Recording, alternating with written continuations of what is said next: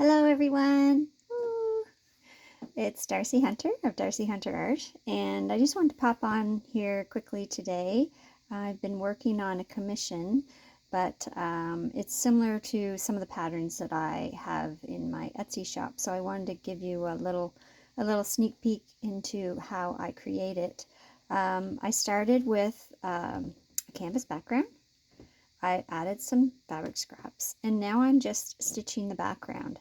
And all I'm doing is going back and forth, stitching back and forth with my free motion foot to create lines. Now this is your background. I'm going to have birds on top of this, so I'm not too concerned about making my background stitching stand out.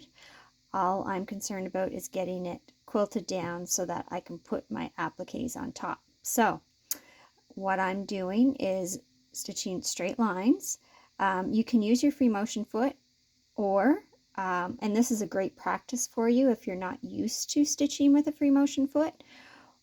So this is a great way to practice for you and get better at it. Or you can use your regular foot and just stitch straight lines and use the edge of your foot to help guide you to keep the lines sort of straight. They don't have to be very straight. If you look at mine, I'm just going to cut this so you can see a little closer. Mine aren't perfectly straight, but that's okay because it kind of disappears into the background when you put something on top, so I wouldn't worry too much about completely straight lines. And it's a way to get better at your free motion quilting if you take a crack at it with something like this. So I'm going to show you just what I'm doing here. I'll do some stitches so you can kind of get a better idea as to how to go about it. Here we go. So when I start stitching, I take a few little stitches, and then I gradually speed up just like this. And I'm not moving the fabric too quickly. I'm just taking my time, and I'm going about, I'd say, medium speed. The quicker you move the fabric, the bigger your stitches are going to be. So just take your time moving the fabric. Now I'm going to lift my presser foot.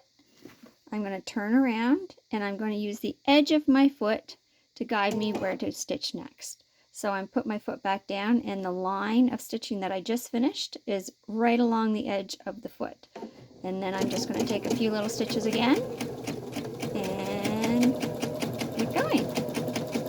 My goal is to catch the edges of all these scrap fabrics that I've used. I like to upcycle my fabrics, so I take a lot of my fabric scraps, save them, and use them in other projects like this. So basically I'm making new fabric from fabric scraps.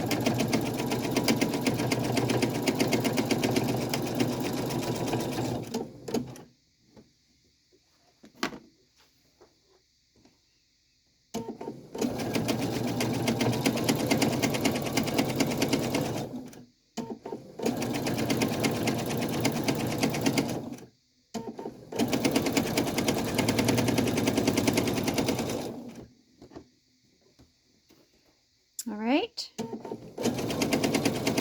Now if you see the actual fabric itself, I'll just finish this line.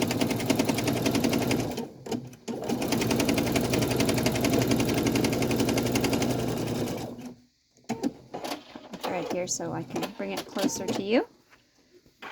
If you look at the fabrics, you can see that there's almost like frayed edges, and I like to do that because it seems to add more texture to my backgrounds, and I really like that look. If you are more particular, you could cut all your backgrounds, but I just like the look of it that way.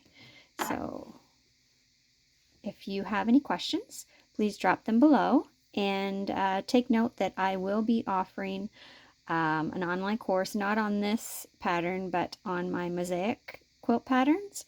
So if you're interested in that, I will add the link below once the course is up and running. Or you can just sign up for my newsletter, which is below, and I will keep you informed as to when that class goes up.